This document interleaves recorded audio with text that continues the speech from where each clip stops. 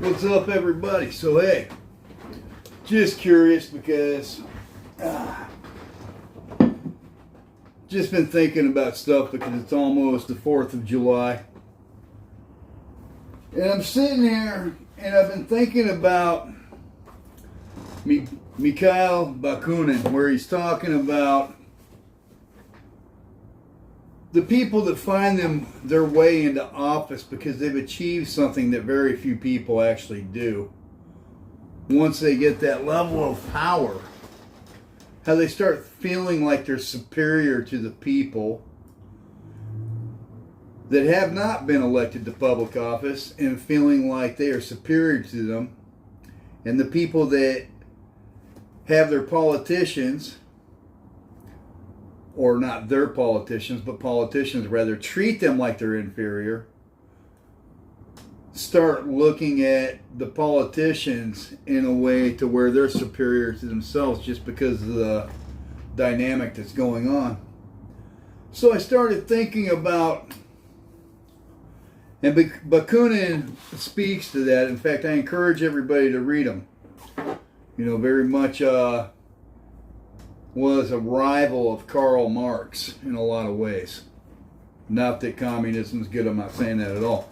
I'm saying that we live in a world where people are no longer taught cursive in schools, which does not give them the ability to read original historic documents in the text that they were written in. When I was learning Russian,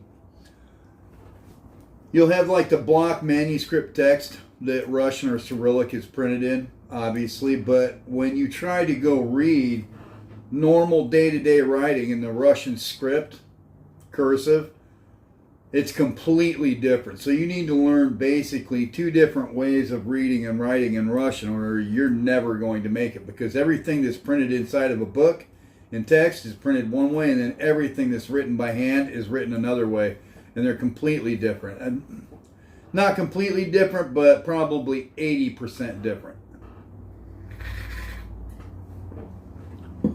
And so I'm sitting here and I was watching History Camp this morning. I've been questioning things about the basic beliefs of Muslims, the basic beliefs of Jews, the basic beliefs of Christians. I've been thinking about a lot of stuff. I've got school. I don't know if it's open behind me, but I've got school up there. I've got school going on. And so there's not really a problem with being ignorant or not being certain of something, but there is a problem in remaining in willful ignorance and not trying to understand and interact and master your interactions with the world around you. It doesn't matter what your personal opinion are, what status you were born into, what circumstances, or any of that, because we're all equal in that manner. We read the Declaration of Independence, and this is almost the 250th anniversary of this country.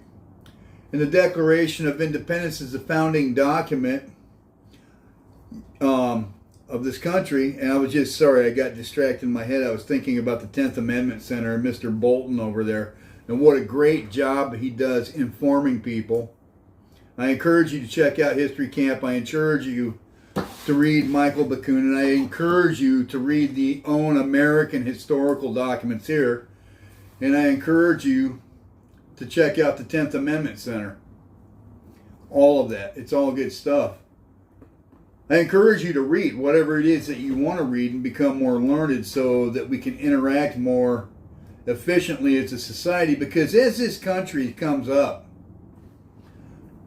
upon its 250th birthday, there are a lot of people, and I was just reading it today, people telling that if other people, that if they don't like the way things are here in this country, that the person should move to Cuba or move to North Korea or whatever. And there's a few things going on there, and they really deserve to be dissected and taken apart, because there's this, when you tell somebody that, America, love it or leave it,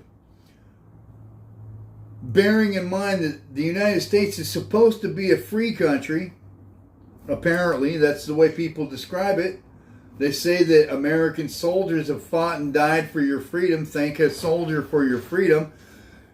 Never taking the time to consider that 100 to 200,000 years ago, you were already free without a single nation state being in existence. You were already free. You were born free. You were born as free as a chipmunk running across the road or a jaguar hanging out up in the tree. You are free. It is your natural state of being. And you know, I can quickly see that this is a topic that deserves some time. So, you know, I'm going to pick up my wife right now. I'm going to go buy some Chinese dumplings because they're delicious. And I'm going to have some dumplings and we're going to get into this. I have to have another 5 pages of my book that I'm writing in Spanish written. So I might take some time to do that. But when you're speaking about freedom, because a lot of people love to talk about that, and we should involve Grok and Chat GPT because artificial intelligence are liars. But you know, like a lot of YouTube businesses, they'll lie and tell you anything to sell you a product, you know. I've been through a lot of that in the last couple of years.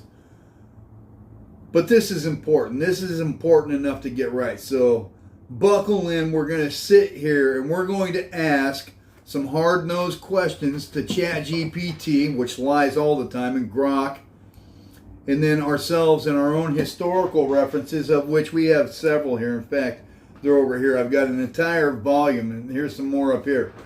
The age of Louis the 14th, the age of Voltaire, Rousseau and Revolution.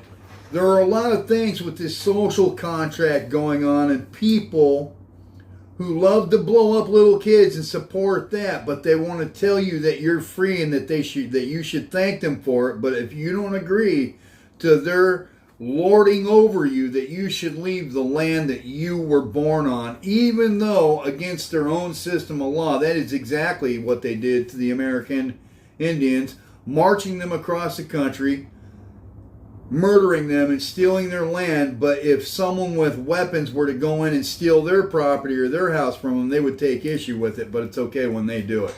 And this isn't some woke leftist gibberish about how all things non-white or peachy keen. Not at all. A hard, fast look at the facts of what our country is at its 250th anniversary. Let's fucking go.